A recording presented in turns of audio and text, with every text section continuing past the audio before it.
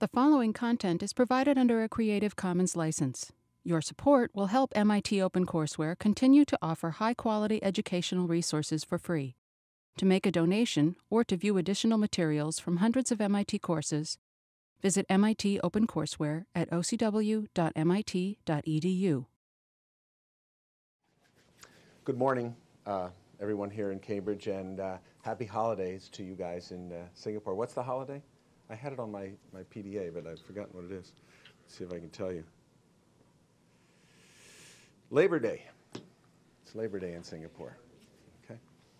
Somebody was asking me when Labor Day is in the U.S., and you think of labor, of course it means something different than this, but you think of labor, something that's kind of onerous and something you don't always look forward to doing.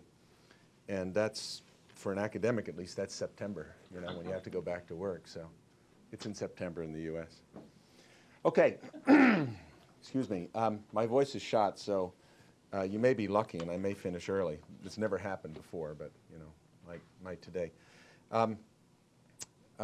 What I've been asked to talk about today is this concept of using feedback to improve the statistical performance of a process.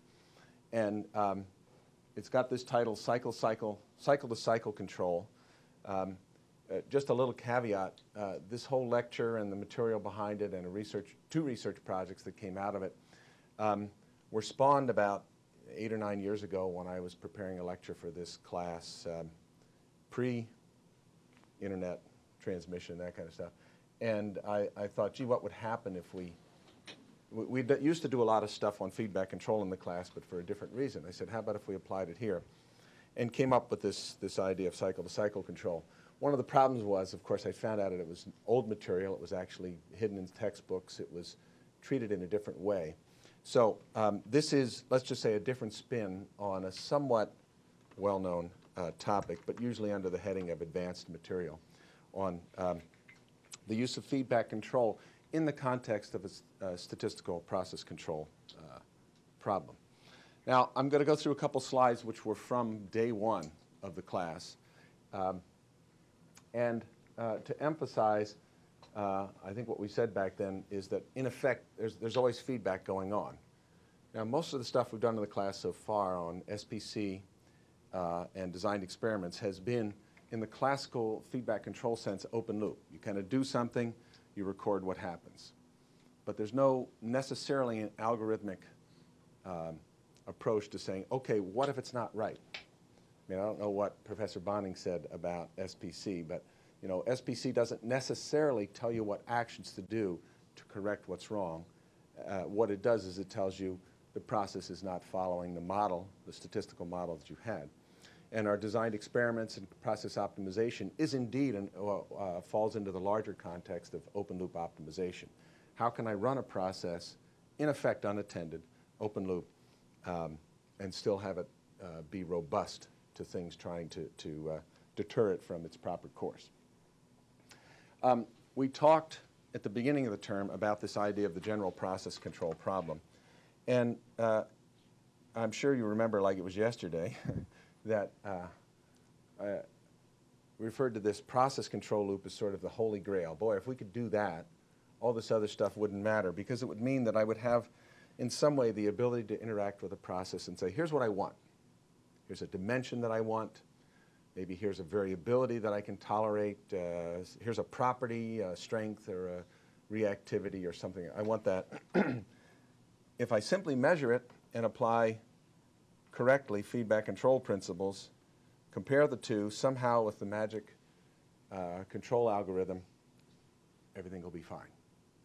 Okay, and feedback control, if it's successful, always seeks to make the difference between those two close to zero and as quickly as possible. So the concept of process output control, or controlling the product geometry and properties, was put forward. And at the time we probably said, but it doesn't work, or it can't happen, or it's very rare. So what motivates this particular concept is the idea that this is indeed very hard to do. And it's very hard to do for two reasons. One is you seldom can find out what's wrong with the product until it's too late. When you think about most of the processes, there are a few exceptions to this, but most processes, Semiconductors are a great example, but every kind of mechanical and thermal process around, basically, you have to make something, kind of put it down. Oh, we're done. Okay, let's measure it. Did it fit? Is it the right shape? Is it the right, does it have the right properties? And it's too late. So if it's wrong, what do you do? Okay? So what do you do? If you run the process, you pick up the product, you measure it, it's not right. What do you do? It's not a rhetorical question. It's a question. What do I do? Throw it away. Rework. Throw it away. Rework it. Okay? And that's what we do now, right? Yeah. You got pass, fail, throw it away. If it's a low value added, if it's a high value added thing like an airplane or something like that, then you rework it. Richard, what else? Well, if the lot size is big enough, or the production rate is big enough, you could try to adjust your process. For example, when you have a CNC turning process, you could try to make adjustments for the true position. Yep. Well, yeah, so you can do all three of those things. And what we're going to talk about today is more towards what Richard was saying, which is you learn, you take that as data and say, oh, something's not right here. And the question now is, we can always take that data, and I made it sound black or white, it's a good part or it's a bad part. But indeed, as you know, is it, from the concept of process capability, is it falling where I expected it to? Is it falling outside there, or is it tending there to there? And how quickly do I take action? Now, SPC in general is about, you kind of, in effect, sit back, measure the statistical performance of the process, and say, okay, is this matching my model? If it's not, pull the cord, make some changes. Investigate. Something's wrong. Investigate. What we're going to talk about today is the extreme of that, which is to say every single part that comes out we will assume should be correct. But it will be off by some amount.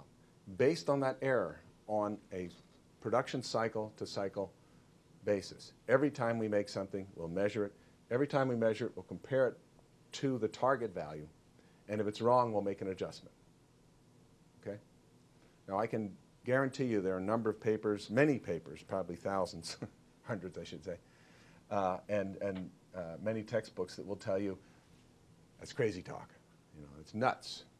Should never do that because you'll never get it better. Okay?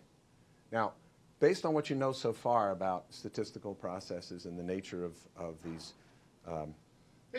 techniques that we've done, as well as a little bit on the physics of processes, why would you imagine the statistics community, in particular, would have that attitude towards this approach of what we call constant adjustment? Can you think why that's not a good idea? Yeah. If there is some underlying variance to the process and you continuously keep changing the mean, then you're continuously changing the bounds of the variance. So unless it is statistically significant outside some bounds, I guess they would object to making changes based on something that's the normal expected variance. Okay. Yeah. Richard? Same thing? Yeah, I mean, that's basically right. I'm going to state it a little bit differently. Everything could be fine, and your process is following a nice normal distribution, and here's your target. I mean, basically says you will always have an error. It will always be wrong. You'll always be adjusting the process. So, it's the concept of a dog chasing its tail. You'll never, how can that possibly make it better? So they just say, don't do it. And there are actually studies out there. There's a wonderful study that was done by a professor at Harvard Business School on, I've forgotten what do you know this one? Was Jumdar? I think it was a big basic mineral processing plant. One of these huge things with lots of different set points. And the operators had control over this thing, and they were always looking at things, and they could type in new numbers and change the set points in the plant and that sort of thing. And they all had their idea of how they could make it better. And he had this hypothesis that they were chasing their tail, They were looking at these things, and they were always adjusting the process. So one day, with the concurrence of the management, from the operator's point of view, everything was still the same, but they disconnected it. So that the operators were making changes to all the set points in the machines. Nothing was actually changing. And guess what happened? It got better. The variance went down. And so that kind of circumstantial stuff says, okay, it is crazy talk. Why should I bother to do that? But there's an important but here, is that if that's all the information you have, if your idea is, okay, based on the error, make an adjustment. If you have any schooling in feedback control, you know that just closing the loop is not success. In fact, closing the loop, as I was once chastised by one of my professors, all that guarantees is that you can take a nice stable process and eventually make it go unstable. But you have to close the loop with a knowledge of what's going on and a knowledge of what the limits are. And in the end, what that means is if you're going to have an operator making adjustments to the process based on measurements, they should have some basis, firm basis for that. So that's what this whole thing is about, is what is that basis and how good could it be? Okay.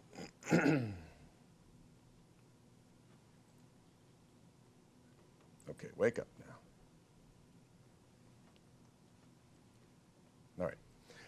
And just to tie this back in with what we talked about in the beginning, if you look at this variability equation, which I don't know how much you've used that during the term, it's not important, but the whole idea is that what we'd like to do is change the variability, reduce the variability of a process, and we'd like to do it, SPC does it by reducing the disturbance, design experiments does it reducing the sensitivity, and feedback control does it by trying to offset the problems.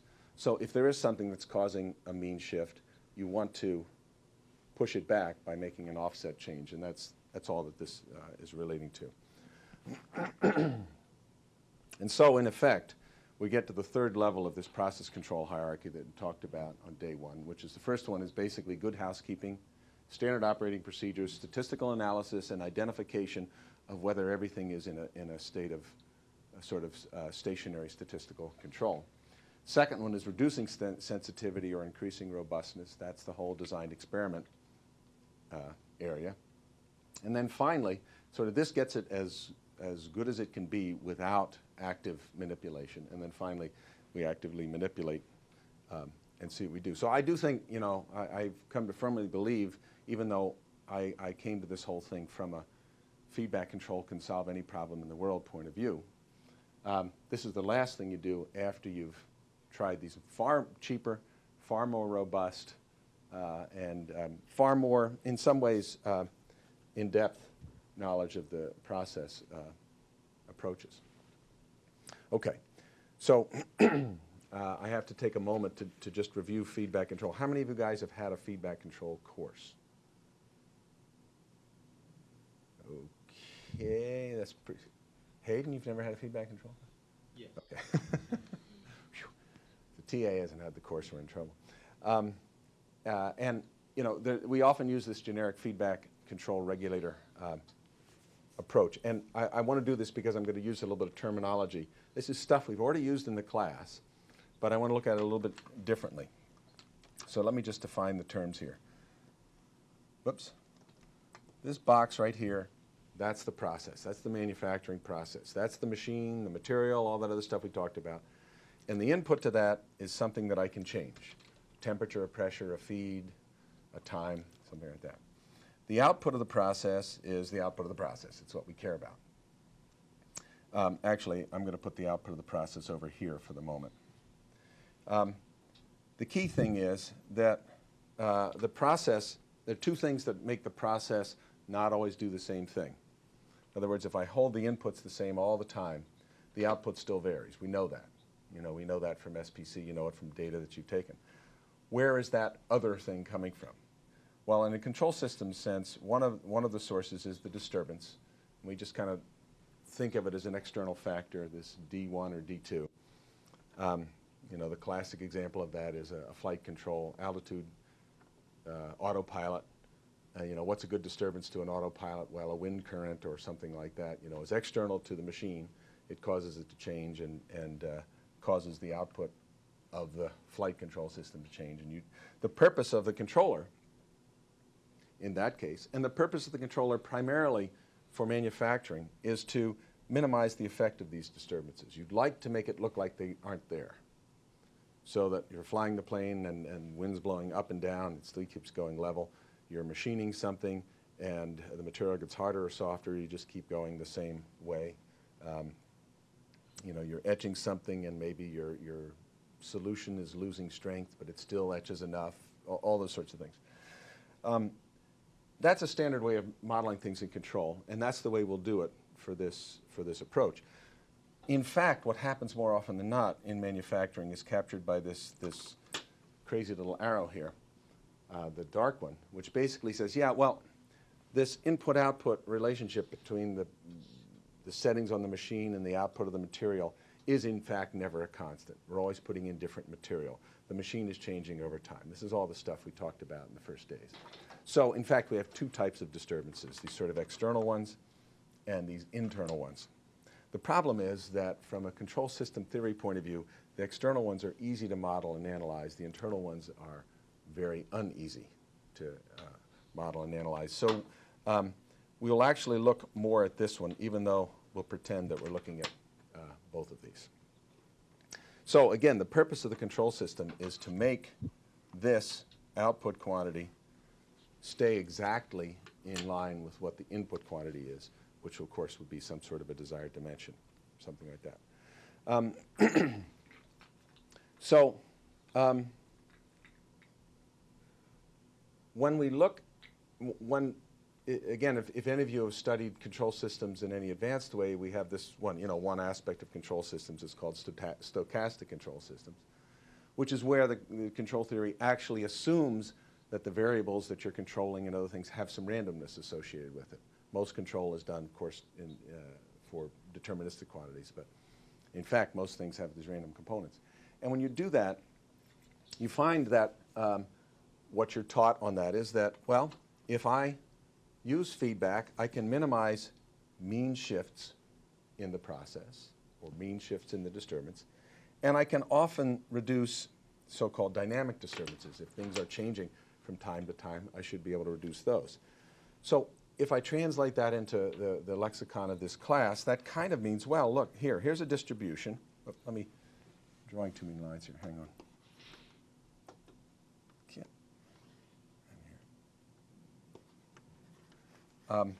This distribution on the left, well, first of all, let me point out what I've tried to draw here. Here you see this is your process capability window. That's where you want to be. So ideally, we're centered on that and well within the bounds of that. Imagine you have a process that's operating over here. So it's obviously got terrible process capability. The mean is way over here. And even if I were to center it within the target window, it would probably be outside that, and I'd have a low process capability. So wouldn't it be nice to have a controller that can take this distribution, center it, and even make it narrower?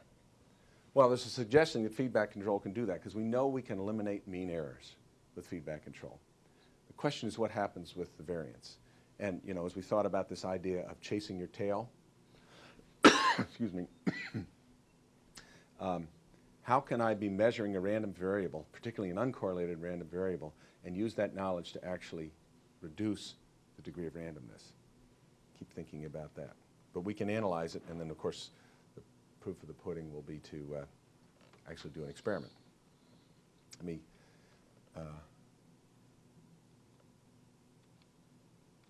whoops. Okay, so what do we want to look at in trying to understand this? What kind of disturbances do we expect to see, or how do we want to model disturbances? Well, we know so far that to capture the process, we're going to have to model disturbances as being random. Our whole premise for the statistical models is that the process has some randomness associated with it. And then we have things like unexpected mean shifts, which in control lexicon we call infrequent stepwise. And then we might have things like tool wear or just degradation of solutions and things over time. And so there's a slowly varying change of the process. And then, of course, cyclic, things that are happening because of shift changes, time of day, other things like that. It would be nice to deal with all those. For the moment, we're going to deal primarily with infrequent stepwise random disturbances. There are more advanced topics on this that will deal with these too, but we won't get into those today. Okay, so cycle-to-cycle control is simply defined as doing the best you can with this situation that we have now. Okay? So the ideal thing is to have a full measure of how you're doing on your production. You can always make that measurement after the cycle of production has finished. So I mean, think of this, maybe an injection molding machine is a good model for this, or something that happens kind of quick, or a metal stamping operation, or a high-speed forging operation, any of these things where, you know, you can't get in there with your gauge while it's happening, unless you're crazy. And even if you did, it wouldn't tell you what you wanted to know. Like an injection molded part, you know, until it's popped out, in fact, until it's cooled off, you don't know how you did. So it's finally there, you measure it, and then you say, I have to make a change. Can I make a change? And most machines will allow you to make a change somewhere. You know, you did your designed experiments, and the whole idea of that was to say, what are the significant inputs to change significantly, have a significant change in the output? So we find out what those significant ones are and try to match them.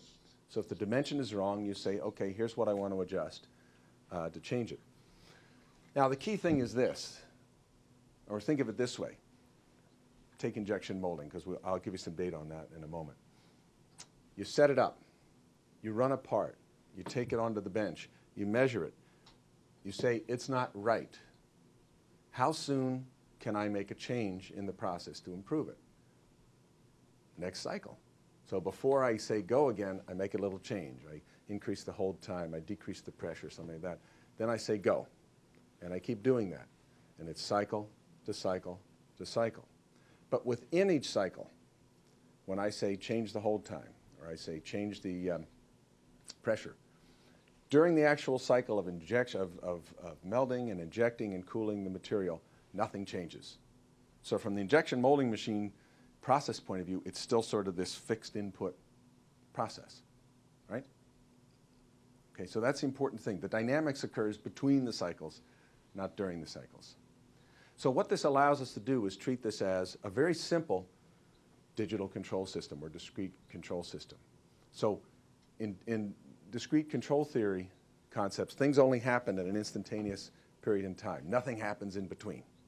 So we've got a nice match between the theory and what's actually happening. Okay? And so we execute this loop once every cycle.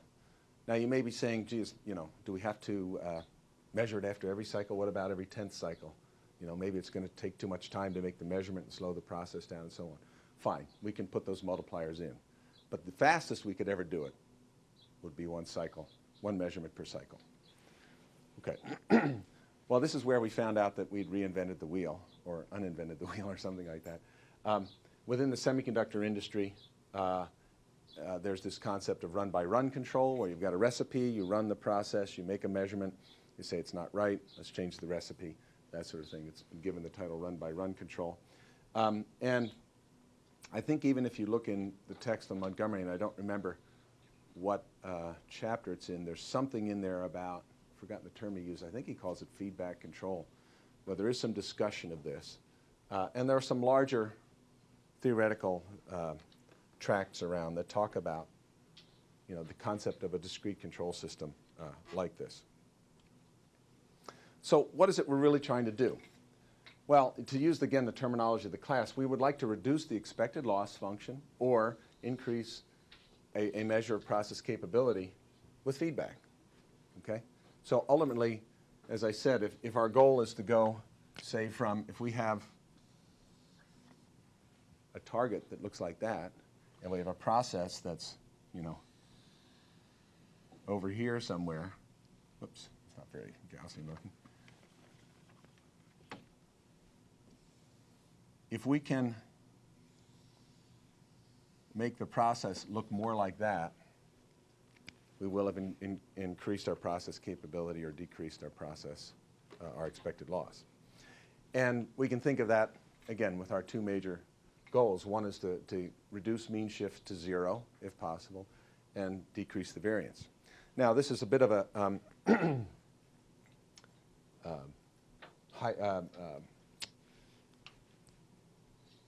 I can't think of the word I'm trying to come up with. Anyway, it's, we're looking to the future of what's going to happen with the results here. what if I have a process that's over here and I'm able to recenter it without reducing the variance?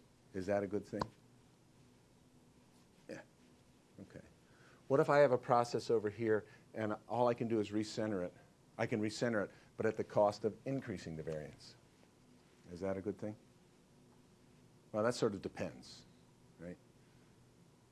If I didn't tell you how much I'm going to increase it. If I increase it by a factor of 10, you'd probably say it's no good. And what if I could move it over here, center the process, and reduce the variance at the same time? Of course. Why wouldn't that be great? Okay. So we're going to kind of think of those as objectives. Now we have to go through this to understand the derivation. The punchline that I'm going to come to is, hey, we can actually do 2 of those 3. I'm going to show you that we can center this, guarantee it. I love that. Don't seldom get to say that. I seldom get to say that, but we can guarantee that we can center it virtually under any circumstance. And we can even tell you how long it will take to center it. How many cycles. Can always do that. And then there'll be 2 extremes. In one extreme, I can center it, but I will always increase the variance, but by a well-established bounded amount. So it's not going to be one day 20 times, another day 2 times, that sort of thing. I tell you exactly how much it is. And in the other case, the better one, of course, I can center it and reduce the variance. Okay. Now, the naysayers that we talked about earlier who would say, oh, don't adjust the process, it'll only get worse, were right in the sense that if I adjust the process and center the mean but increase the variance, you know, by one measure of goodness, things have gotten worse, right? It's got more variability. And we can see more heuristically than theoretically why that, in fact, has to be true. But, again, if it's bounded and we know what's going on, maybe it's better. Maybe it's a lot better. Okay. So how do we actually get to use this? And I'm going to go through this real quickly because, again, if you guys have seen feedback control in its basics, you probably did it for continuous systems, and that doesn't really give you that much insight into what we're going to be doing here. So, and there's a couple derivations here which I will just zip through and assume if you're interested you can go back and look at the notes. Oh yeah, before I forget, because I don't want to wait till the punchline at the end, there are 2 papers that I've put on the website that basically recite what we're talking about, what I'm talking about here. A paper that George Su and I authored several years back. Well, George did his master's thesis on this whole topic. He was a 2A30 student the year I kind of made up this lecture. Actually, it was a whole section of the class back then. And he said, hey, that would be interesting. Can I do a master's thesis on it? I said, yes, and he did. And that's a lot of the results I'm going to talk about today are on that. And then we had a particular problem in our, oh, great, I just erased it. Well, there's a second paper that's on there that Adam Jabneski did with me based on his PhD. And Adam was also a student in the class, also TA in the class, and he wanted to say, well, what happens if I have a really big, complicated process? Instead of having 1 input and 1 output, maybe it had 1,000 inputs and 1,000 outputs, because we happened to have one in our lab that fit that. And we said, maybe we could make it work for this. So he did the extension to that, and that paper is a very brief version of what happens when you try to extend it beyond what I've done. So, but it all requires that we go through a little bit of the theory. So, what am I trying to represent with this diagram? I'll give you guys a test of your control background. What is this? Richard? Step response? Yeah, this is like a classical, highly simplified example of the simplest dynamic system you can have. And in the lexicon of our class here, I've made a step change to an input. You know, I've instantaneously changed a pressure, temperature, feed, something like that. And what does the output do? Well, in real systems, they don't change instantaneously. They have dynamics, right? And the simplest dynamics would be something like this, a simple lag. This would be a first-order linear system, and it takes 4 time constants to settle out. And so there's an important number here, which is what I'll call the process time constant. How long does it take the process to reach steady state after you've made a change to it? That's going to become an important number for us. And then we have the disturbance, which would be our randomness and that sort of thing. But why do I care about this steady state number? Why do I put this number 4 times the time constant of there? Why do you think? Given where we're going, we're only going to look at the process after it's done. We're only going to make a change between the processes.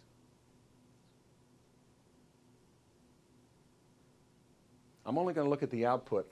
Think of it, I'm going to talk about a sampler in just a second. A sampler is a mathematical concept, in effect, based on a delta function that says, here's a continuous number. I'm going to look at it, I'm going to sample it and look at it for an infinitesimally small period of time. So I'm going to do this to the output. So I'm going to make a change, then I'm going to sample the output. When do I want to sample the output? After it's stabilized, okay? All right. So conceptually, if I have a process that has this speed to it, and I make sure I always sample it after it's reached this steady state, after a stepwise change, what does the process look like from an input-output point of view? Constant input gives me a constant output. I don't see any dynamics, right? I don't see any of this stuff in between. And can you see that then if I looked at a lot of different inputs, let them all go to steady, let the output all go to steady state, looks at all the sample ones, I basically have a bunch of inputs, a bunch of outputs, and what would be the simplest relationship between those two? You just did your designed experiments. What's the simplest relationship that you could have between a single input and a single output? Yeah, straight line, linear fit. And that's a great first place for us to start with this model. So the nice thing is with this cycle-to-cycle control, I can take a process that could be, in fact, a lot more complicated by this than this and just say, sorry, I can reduce it down to, I hope it's my next slide. I hope this thing will work. And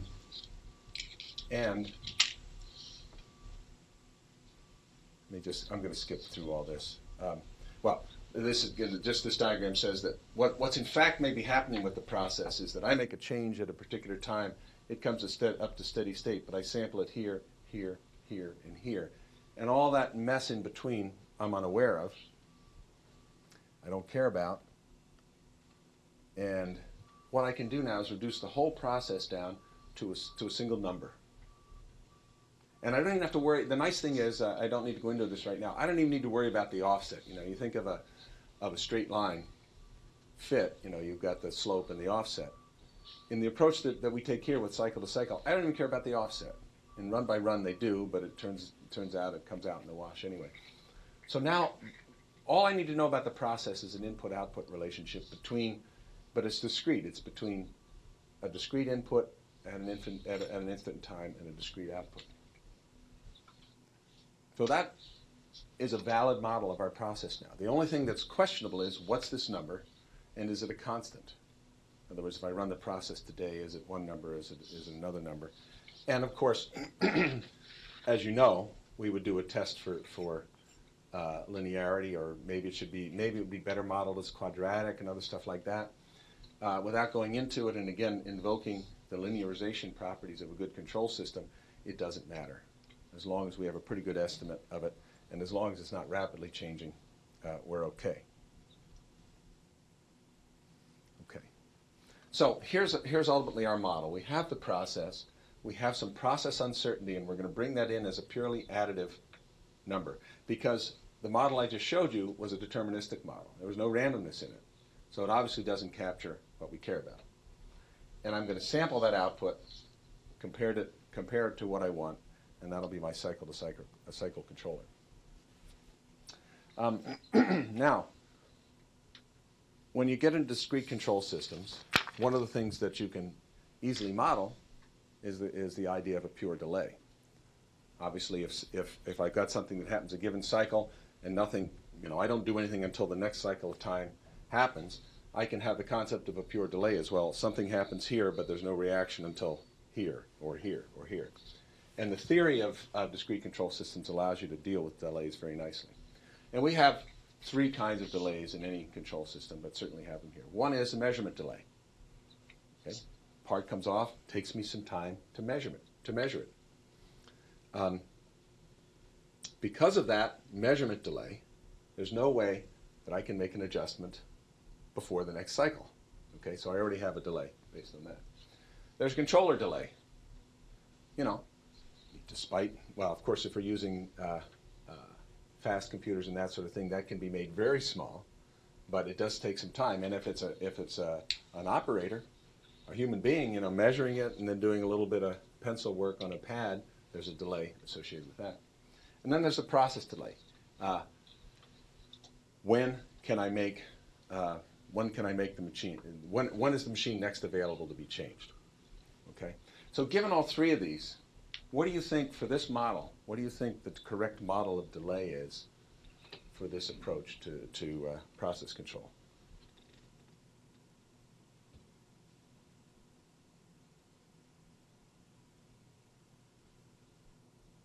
Now, let me preface this with one other comment. We have a basic unit of time here now. What's the shortest time, other than 0? What's the shortest time interval that's possible, that exists in this approach to the whole feedback control thing? The fastest I can do something. One cycle. Yeah, one cycle, right? Because nothing exists between cycles. When something happens, the next chance I can do something on is a cycle. So this is all kind of time independent in terms of real time. It's just based on the cycle time of the process. Okay. So given this, go back to that other question.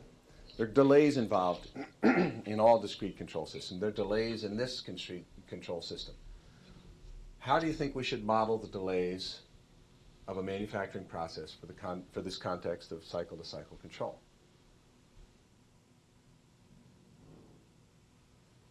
And I'll give you the thought experiment. Run the injection molding machine. Put the part on the bench. Measure the part. Figure out the next control cycle based on the algorithm I'm going to come up with. Adjust the machine. Push the button. Run the machine again. That's the delay structure. How would you model that delay? Or how many delays or how many machine cycles do I need to delay the process? Minimum.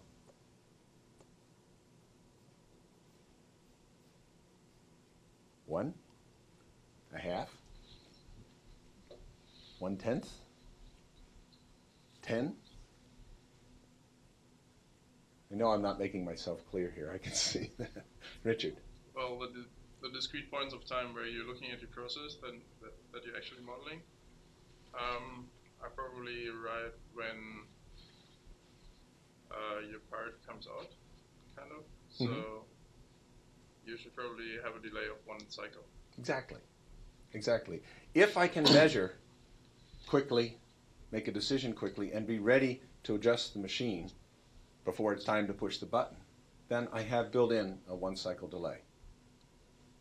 The best I could ever do is and this is how you capture it in the theory at least, the whole idea of cycle-to-cycle control is I make a measurement, the next chance I have to intervene on the process is one cycle later.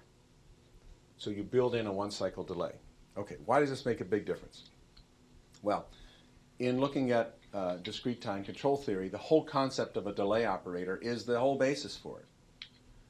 Now, if you dig into your deep dark pasts on the control system theory, you may have remembered something called the Laplace transform, the Laplace operator, and all that other business, which was a way of algebraically describing time differential equations. What you have with a discrete control system is time difference equations. Things are just sums of inputs and outputs at different intervals of time. There's an equivalent to that operator, which is called the Z-transform. And we're not going to do Z-transforms here, much as I'd love to, but basically it's an operator that says if I I transform everything into this sort of z domain, and now the concept of an advance in time by one time step can be done by pre-multiplying by this operator z with an exponent that's the number of steps ahead you want to do. If I want to have a delay, then I just put a negative exponent up here. And so, for example, if I think of this concept of, here's the terminology is, here's the output y at instant of time I. Okay, there's no continuous variable t. It's the sample I, if you will. If I multiply that number by z to the plus 1, that's the same as saying, oh, you mean y one time step ahead. And if I multiply it by z squared, it's 2 time steps ahead. And more relevant to what we're doing here, if I say, okay, here's an output at the current time I, if I pre-multiply it by this operator z to the minus 1, I'm really saying let's look at it 1 time step behind. Okay? So, when we look at our process model, we have to modify it a little bit. We say, okay, we can do this anywhere in the loop we want, but we decided to do it here because it's the easiest. When I make a change to the input, conceptually, I don't get to see what happens to that until the cycle is over and I'm ready to do the next cycle. So we're going to model the whole thing not as a simple game, but as, it's got messed up in this, but as this. Or in other words, we're going to say that the current output is equal to the prior input times that gain. And this may seem pretty trivial to you, but this is like the basis of the whole thing. It's very simple from a discrete control system point of view, but the mere fact that you say, yeah, the input leads to the output, but a time step later is what makes the whole thing. It's the part that makes it not work if you don't know what you're doing, and it's the part you have to analyze to be sure what is going on. Okay, so for the moment we've modeled the process. It's a pure gain with a one-time step, one cycle delay. Now, if I, let's take here's some data from a process that's I think this is probably under a state of statistical control. And you know that these lines in between here, this is done on Excel, the lines in between there don't exist. You know, it's dots here. Here's a measurement, there's a measurement, and so on. They're just there to let you see it better. So that's the output of our real process. Well, how does the model I just came up with reflect this in any way? Of course it doesn't. I haven't included the randomness at all.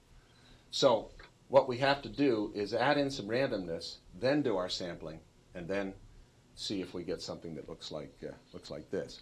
So again, we have to come up with a model that fits what we observe in real life, what I just showed you, and also is amenable to our control theory. So again, as I said, we're still continuous here now. This is before we've done the sampling. We've got this continuous random variable, d of t. It's always there, it's always changing.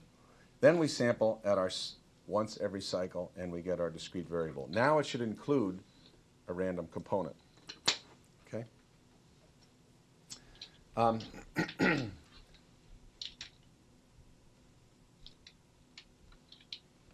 That's not exactly what it should say. So, well, that's jumping ahead, but let's go ahead and do that. So now, in our cycle-to-cycle control system, we're going to add into it basically a sequence of numbers that follows a stationary normal distribution function.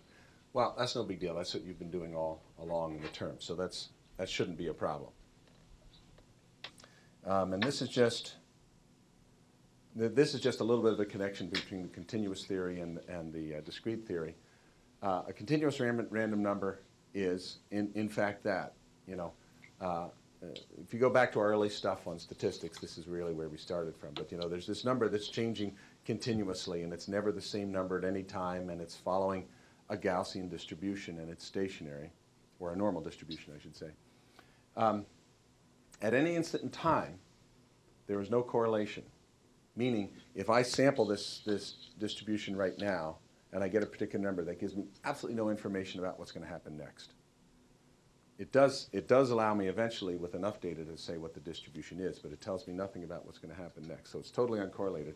And if we sample that process, then we get what we've used throughout the term as this normal, identically distributed, independent, random sequence. Dwayne, have you used NEATY? You talked about the acronym? We've used IIND and yeah, okay, all the other permutations. Yeah, okay.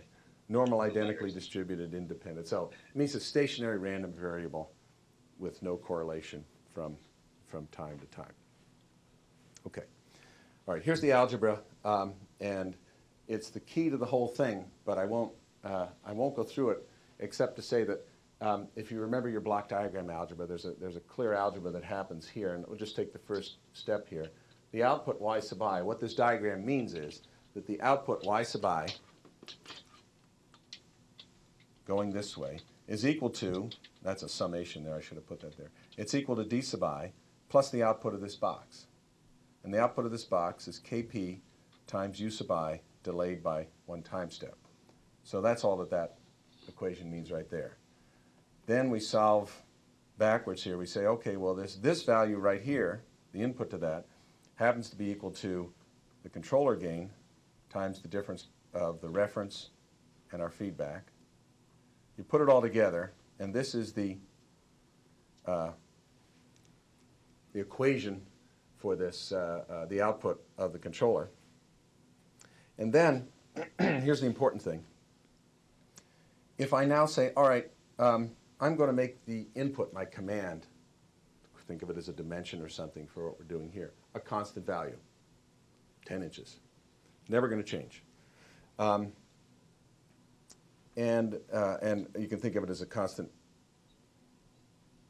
Oh, I'm sorry, back up. I'm going to do that too. But for the moment, let's say that the disturbance is not random, it's just a constant value. I'm going to use the term mu, but it's a constant value. If I do that and put it into this equation and solve for y sub I, and I let time go forever, so it's now steady state, if you go through the algebra, what you get is that the steady state value of the output is equal to these two quantities right here. Okay? It's the disturbance divided by this quantity, and it's the reference multiplied by that quantity. Okay, big deal. But here's the big deal. Here's the output value in steady state. Here's the disturbance. What do I want that quantity to be if this is a good control system? And for the moment, imagine that my reference is 0. Conceptually, that's an important thing. Imagine that my reference is 0. So the ideal output of the process is 0. Now this says that the ratio of the output in steady state to the disturbance, which is finite, some constant value, is this quantity. What would I like this quantity to be? How about 0? Disturbances are bad. If this number is anything but 0, then I am not rejecting my disturbance. Let's jump ahead to say, if I can't make this 0, I can't center this distribution, because this shift is indeed that it's the mean shift. Okay? How can I make this 0? Can't. Can I? How do I make this quantity 0? There it is, right there. How do I make that quantity 0?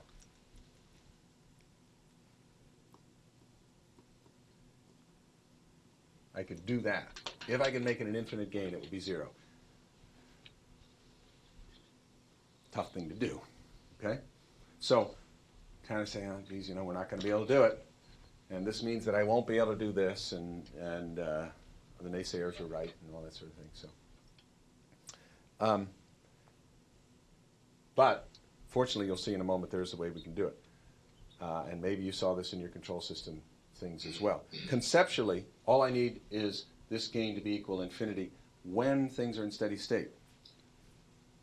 That's one way to think of it. The other way to think of it is, if you did your control systems theory, it said, steady state error equals 0, that means I want an integral controller. And there's theoretical reasons for that. So what we can do, instead of using a simple controller, I should back up here. What I did in here is I picked our control law was simply to say that the control law was, if there's an error, make a purely proportional change in the set points. Now I'm going to say, let's get a little bit more sophisticated. Let's do an integral controller. And an integral controller in discrete terms is simply a running sum of the errors. You know, and if you remember back to Calculus 101, calculus, typically when you derive an integration, you start off with a summation and then make the summation interval smaller and smaller until it becomes continuous. Now we break it back the other way and say, okay, the best we can do for a discrete time integrator is to sum up errors. So this is my new controller. It simply says the output at any time, how I'm going to change the machine, is the sum of all the prior errors. Okay. Now I can do, again, I can turn this into a recursive form. So you just say the next output is the prior output plus the next error.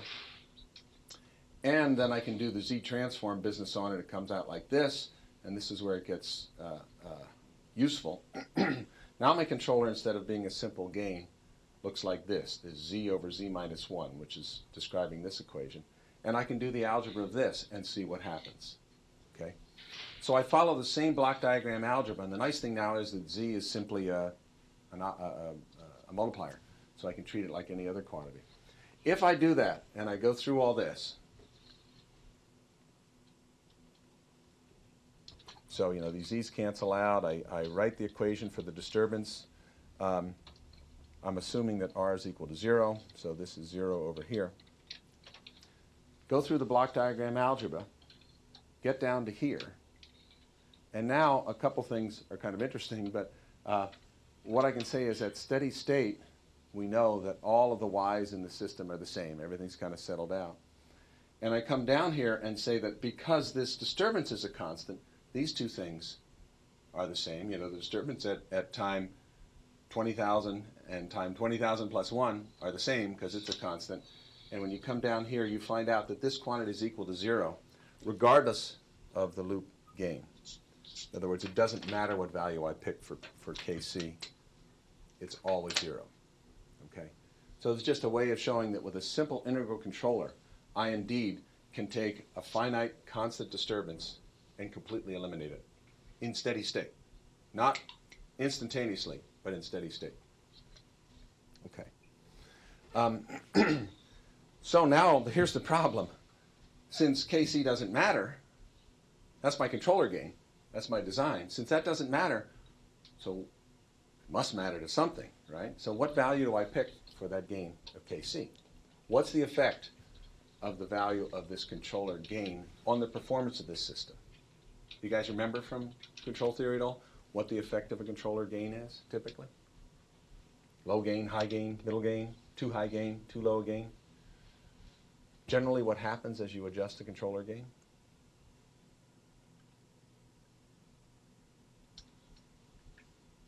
Speed of the system. Yeah. I mean, think of it this way. Forget about this for a moment. This controller gain says it's how much I'm going to adjust the system based on the error. If I'm very conservative and Kc is really small, and I get, let's say, an error, you know, a modest error, I'm going to make a really modest, timid change. It's a measure of timidity, I guess. I'm going to make a timid change on over here. If I'm bold and trusting my control system, small error here, large gain, I make a huge change. And obviously a huge change is going to get the system moving faster. So conceptually, heuristically, however you want to call it, high gains will generally lead to faster system response. Low gains will lead to slower system response. Which ones do you think typically, but not always, which ones typically do you think are the most dangerous with respect to things like, as I mentioned earlier, the property of control systems known as instability? High gains or low gains? High gains, of course, yeah. Because imagine tiny gain, tiny error here. You're almost there, huge gain. You whack the system with a big thing. It goes way past where you wanted it to, and now you say, oh my gosh, now it's a large error, and it keeps coming back and forth. And next thing you know, you've got a system that's unstable. Okay, so to understand this, you have to understand discrete time control theory. There's some wonderful books and courses and other things on that. We don't have time for that here. We'll do it heuristically. We'll do it just for this system. Here's what happens. Excuse me. I'm going to step through different gains. Now, I already knew the theory behind this. I knew what these numbers needed to be. Here's what you get. I'm going to say one other thing. What I'm going to show you is the product of these two gains. That's what really matters. Because again, you can collapse these blocks together, and it's just this product KC, KP that matters. So the so-called loop gain. If I use a loop gain of a half, here's what happens. If I make a step change in the input, it goes 1, 2, 3, 4, 5, 6, 7, maybe 8 cycles later. It has reached the final value, and the error is 0. Okay? Just as I expected. Say, okay, that's good. What happens if I increase the gain? Should get better. Well, indeed it does. Look at this. If I increase the gain to 9/10, 1, 2, maybe 3 cycles, it's done. And you notice here, this is really emphasizing the discrete control aspect of it. There's a change, and then, who knows? And then another change, and then who knows? So 9/10 is good. 9/10 is good. Then 1.5 should be good. 15/10 should be good. So I go to 15/10, and what happens? Well, it now takes 2 things. It took 3 cycles to settle here. Now we're back out to taking 8 cycles to settle, and I got this oscillation. So it seems like I kind of went through, I was getting better, and now I'm getting worse. Just to see what happens, since this is simulation anyway, let's set the loop gain equal to 2. And what happens? The system indeed is now what we call marginally stable. And I don't have it on here, but if I set it to 2.001, it starts to diverge. Okay. Here's the cool thing. If I set that equal to 1, how long does it take to get to the correct value? 1 time step. And this is actually a pretty well-known concept in discrete time control systems, that if you can magically find exactly the right gain so that the loop gain is equal to 1, you indeed can get exactly there in 1 time step. So this is our goal. And it says that the best control system I could have now would take a mean offset like this and take it to 0 error in 1 time step. So this is probably the right controller for us to use. Okay? It also tells us that if I'm too aggressive and I use a loop gain of 2, and think of the operators now at this cement plant that I was talking about, and they were turning the knob a little bit too far, and so they were maybe here or here and making things worse. Or they were here and they were being too timid, and it really didn't have any effect over the time frame that they were talking about. If you knew what your process gains were and you knew where to set this, you could always guarantee that you got the maximum effect in the minimum amount of time. And that also, the other thing is the operators were not using this control algorithm, they were using that control algorithm. So it would never get to 0 error. Okay. So, with a fairly large gap in coverage here, what I'm purporting to show you is that if I have an output, a process whose output looks like this, and I apply this simple discrete time controller, which means I measure, adjust, but adjust according to this algorithm here, which basically is, this is something I think is important, which basically says, okay, I'm the operator, I have to make an adjustment to the process. Here's the adjustment I'm going to make. And the adjustment I'm going to make is whatever it was the last time, plus this controller gain, which you're going to tell me what it is, times the current error. A little bit different than what it might have been otherwise. You can also notice that if I bring this over to the other side, what it's really telling the operator is the increment in the adjustment should be proportional to the error, not the absolute value of it. But anyway, you implement that controller.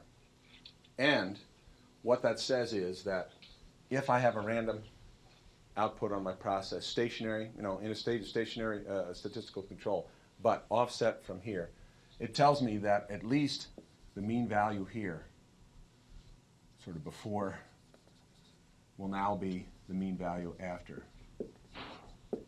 But the question is, will the distribution look like that, or will it look like that? So we have to look at the random component. This gets a lot harder to do, so I'll just kind of pop through it. And again, more heuristically than mathematically.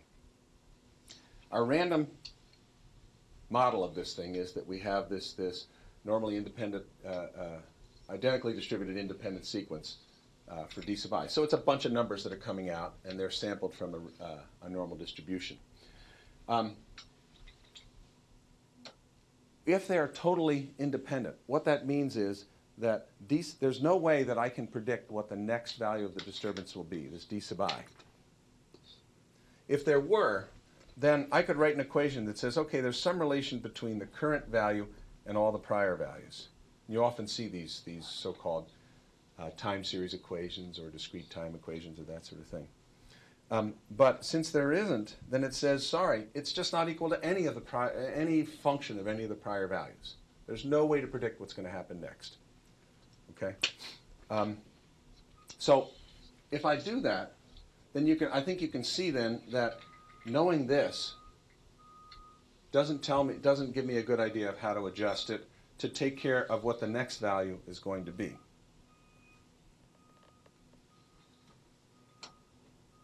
Okay. So there's no way that knowing the prior value of the disturbance will allow me to write an equation to exactly cancel what the next one will be. Okay, right? So again, what I'm saying is this. Let's imagine here that I'm at time interval sub I, and I have a disturbance d sub I, and I measure that, and I say, the disturbance at this instant is the value of d sub I. What I need to do then is come up with if you will, a delta u that's equal to minus d sub I for the next cycle. But of course, that's too late. I can't cancel out the disturbance. It's already happened. So I need to know what d sub I plus 1 is. And then I could write this equation, and I'd cancel it out. But I can't, right? Because I have no idea what the next one will be. So all you can imagine, but with the controller that I've written, there's no way to separate out these two functions. So I'm going to do this anyway. I'm going to do this, knowing full well that it's not right, because that's the only way I can implement the controller. And so, heuristically, it can't be good, right? So it must be bad. And if you go through, if you go through the theory on this and even do simulations and things like that, indeed, you find out it's bad. And here's the measure of badness. Here's a variance ratio. This is basically saying I've taken a random number with a distribution and with a certain variance, and that's sigma squared. This is sort of before and after. Let me write that down here. This is before, and this is after. So this is how much this ratio is how much the control system has increased or decreased the variance of the output. And this is as a function of this loop gain that we talked about, this quantity that we'd like to have at 1. Okay, so what does this mean? Well, if I don't do any control, the loop gain is 0, then I haven't increased the variance at all, and so it's at 1. That ratio is at 1. Let's go out to our favorite number, which was 1, because it gave us the best response. And it means I've increased the variance ratio to about 2.2, or the standard deviation ratio, I think it comes out to about 1.5. So I've taken this width and I've increased it by 50%. Nothing I can do about it. Nothing I can do about it. I can run a slower process. I can say, okay, I'll take some time steps to reach steady state and maybe bring it down to 1.3, but So this is in fact a really good description of what I was telling you before. With this control system, with this type of noise, I can take a process that looks like this. I can guarantee to center it, but I'm going to increase the variance by some factor depending on what I set the gain at. Probably 50%. Is that good or is that bad? Depends. Getting rid of mean shifts is a pretty important thing. If you think about sort of the philosophy of Six Sigma, this is actually pretty good, because Six Sigma starts with narrow distributions, allows for mean offsets, and if we say, okay, but we'll make sure you don't get mean offsets, and you already have a narrow distribution, we'll only make it 50% wider. Okay, so I don't want to sell it too much, but it's half good, it's half bad. Richard? But if you can adjust the loop gain at point 2, we will still arrive at Yeah. our process mean, right? Yep. Yeah, but I'll show you an example of why that might not be a great idea when we get to the experiments. Okay, so the conclusion, cycle-to-cycle control for an uncorrelated random disturbance can do what I said. It takes this distribution, shifts it, guarantees that it's going to be at zero mean, but it widens the distribution. Okay? Obviously, I've drawn this so that it still looks fine in the process. And if I looked at this as CPK, or expected quality loss, the way I've drawn it, I mean, this is a winner by a lot, right? This has terrible process capability, and now this is really pretty good, even though it got wider, because of the mean shift. Okay. However, not all processes are the same, and there's a big difference in a lot of these. And so what if the process is not well described by a normally identically distributed independent random variable? Don't worry about what that says right there. And again, think about, it's sometimes called the concept of history or process history or memory or something like that. Imagine, I think it would work well with a semiconductor process, but I know it works well with injection molding because I'll show you in a second. Imagine I have an injection molding process, and I decide to make these changes by changing the hold time. Every time I get an error, I change the hold time. But so every time I cycle this thing, which is pretty rapid, I change the hold time. Now the hold time determines, among other things, the temperature at which you open the mold. How cool it is when it opens up, when you release the pressure. Okay. How long do you think it takes that mold to reach equilibrium after I change the hold time? Do you think it reaches equilibrium after the first cycle? Big piece of metal. I say, I'll hold it an extra 10 seconds. So it starts to cool off. But can you see that it's probably going to take several of those cycles before it cools off to its new equilibrium temperature? Does that make sense? And then if I say, let's open it quicker all of a sudden, I open it quicker, it's going to start to heat up. It's going to take a while for it to heat up there. So in fact, the process is not at steady state. At least the disturbances are not at steady state. There's a little bit of history. And we can represent this mathematically by taking a purely random independent sequence and put it through a first order process. And you end up with an equation that shows, in fact, the next disturbance is somewhat predicted by the prior ones. There's a little bit of memory between the two. And this is where we get the concept of some process correlation. So what happens if there's process correlation? Well, this is a lot harder to do theoretically, so we did it in simulation. I think we also have a theoretical one on this. But now look at, here's the variance ratio. Same thing as before, but now with a disturbance that has a little bit of correlation. Watch what happens. As I increase the gain from 0 up to 1, what happens to the variance ratio? It actually goes down for a while. I'm not quite sure. I'm not sure these numbers are right. This one's not right. That was not right. But anyway, it's going down. Actually, I'm sorry, that can be right. There's another factor in here. So why would the variance ratio go down? Well, it's because I now actually do get some information about what the next disturbance is going to be based on the prior one. That's essentially what correlation means.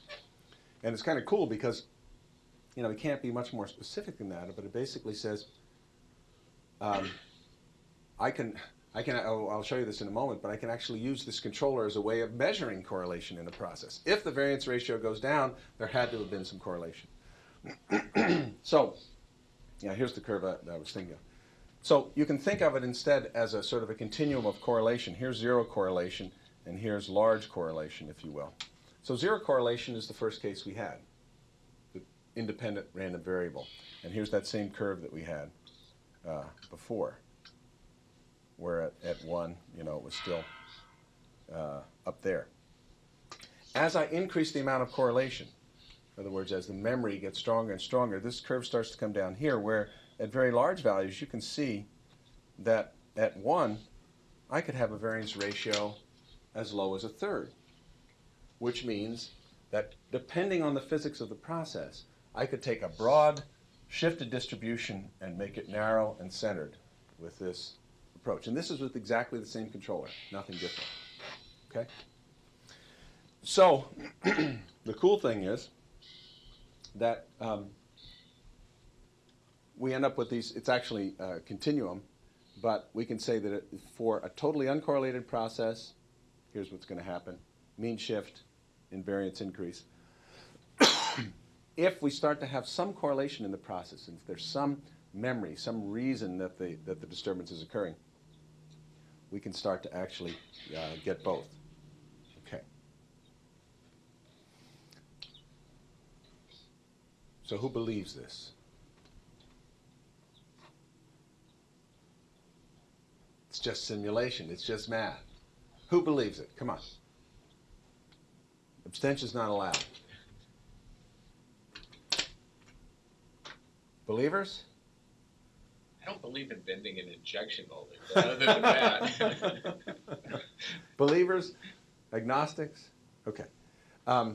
Obviously, it must work. I wouldn't say this, but so George Sue, a good part of his thesis was to say that the theory wasn't that, in the end, if you'd already had the background, the theory isn't that extensive.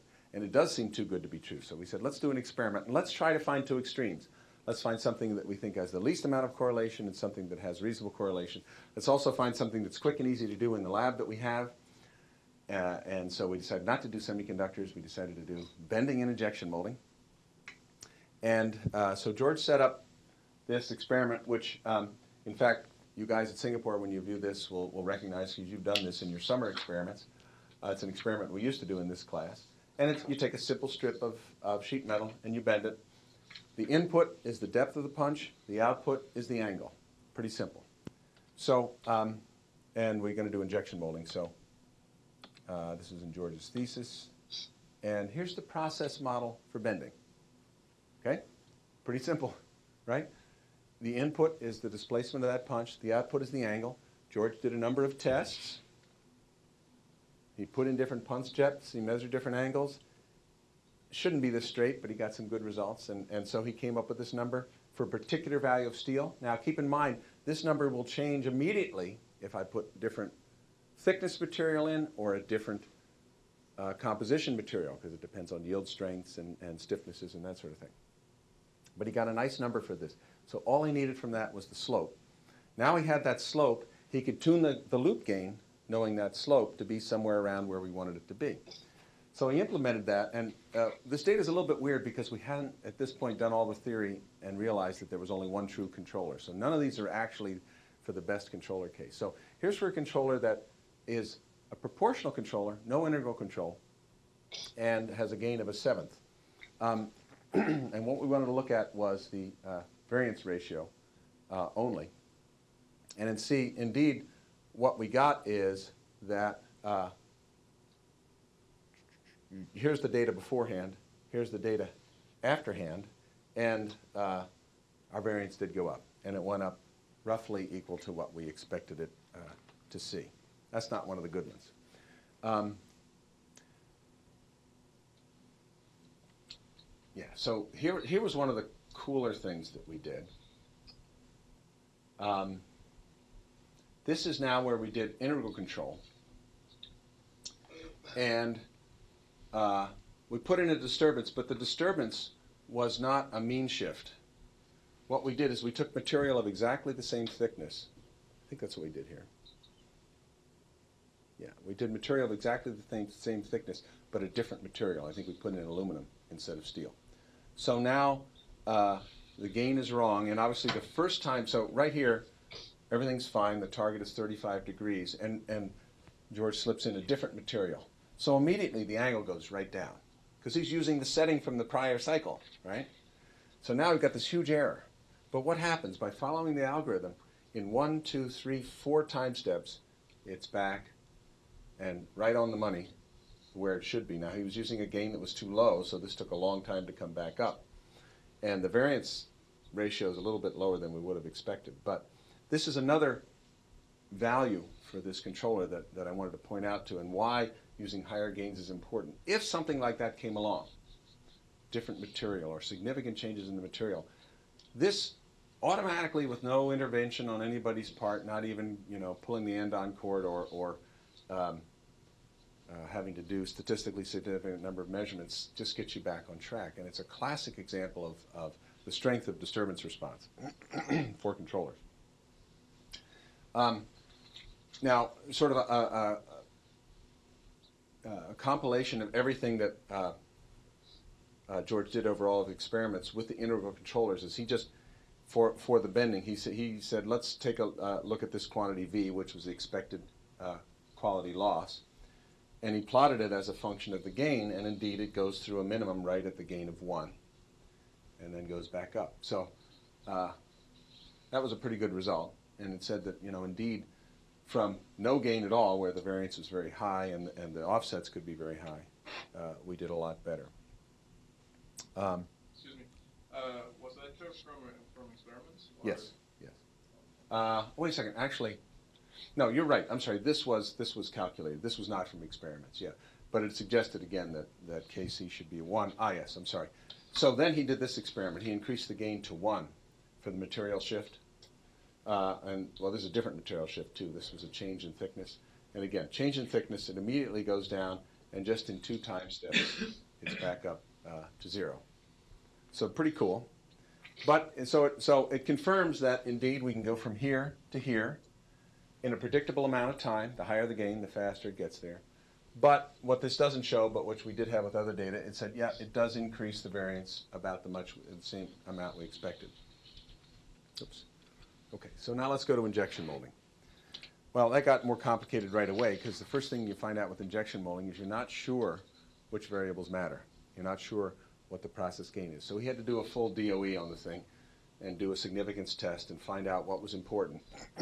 And what he ended up with through the ANOVA analysis and some other stuff was, I think, that hold time, for his particular problem, hold time was the most important. He was molding rings, simple test rings.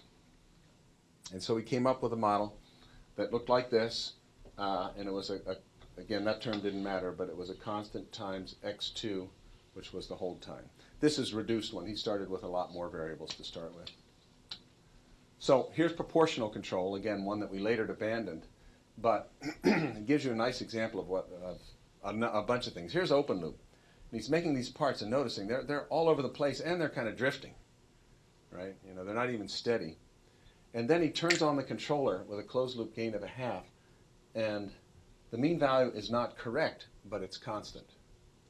So it's completely eliminating these shifts that were going on. And the effect is quite dramatic. But let's go on to something. Oh, and the other thing that's really cool is that the variance ratio was like 1/4. So you can see here that this is kind of all over the place, and now it's greatly reduced. You can actually measure the correlation of these two processes by just running it through a correlation filter. And this doesn't tell you just by looking at it to use a MATLAB function, but this basically means that bending was indeed uncorrelated and injection molding had some correlation. There's a little bit of correlation in the bending because the variance comes from coupons that were cut from the same sheet of sheet metal and that sort of thing. That's cool too. That's basically more of the same thing. Here's the one I wanted to show you is that injection molding integral control. It just zooms right in. The desired value was 1.436.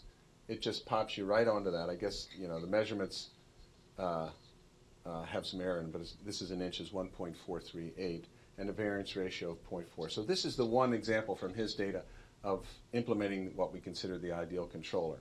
And it simply put, it does what we expected it to do.